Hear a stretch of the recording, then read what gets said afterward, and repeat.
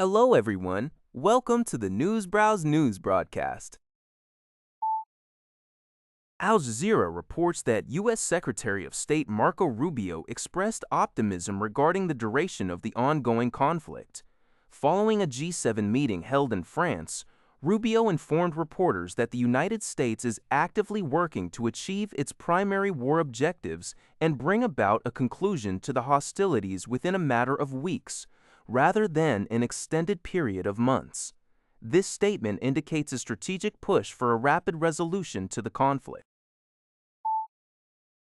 Jinhun reports that Yemen's Houthi armed forces announced on Saturday, March 28th, their claim of having launched a barrage of ballistic missiles targeting southern Israel. This event marks a significant development, as it is the first such attack the group has claimed since Israel and the United States commenced massive attacks against Iran approximately a month prior. The claim was made from Sana'a.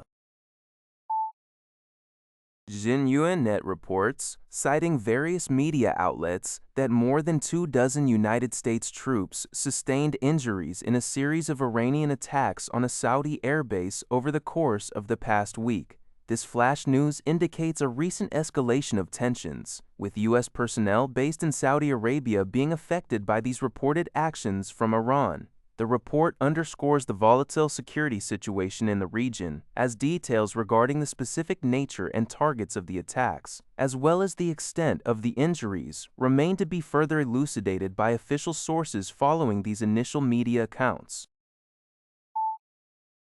Tata reports that recent strikes on two Ukrainian cities, Odessa and Kryvyi Rih, have resulted in 3 fatalities and at least 13 injuries, according to local authorities. In Odessa, 1 person died in hospital, and 11 others, including a child, were wounded in overnight attacks that damaged a maternity hospital roof, high-rise buildings, and homes.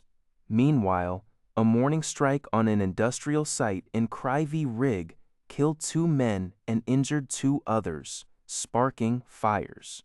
Concurrently, a Ukrainian drone attack in Russia's Yaroslav region, northeast of Moscow, killed a child and injured 3 people, including the child's seriously hospitalized parents.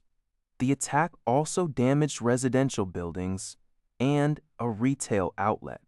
Russian authorities claimed their air defense units repelled over 30 Ukrainian drones in Yaroslavl, and a total of 155 drones across several Russian regions, including Moscow, overnight.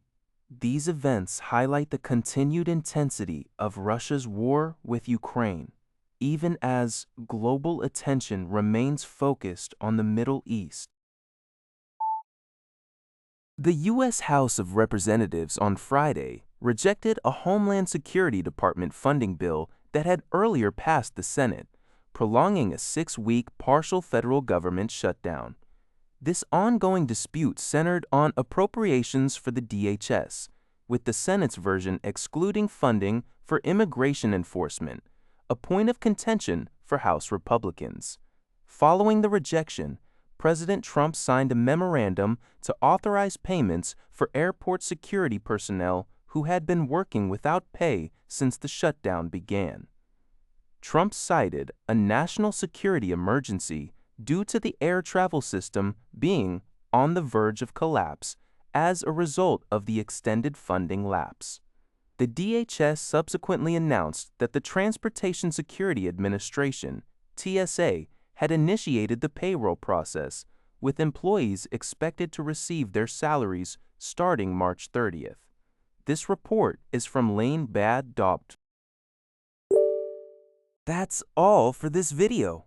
Thank you for watching. See you in the next video.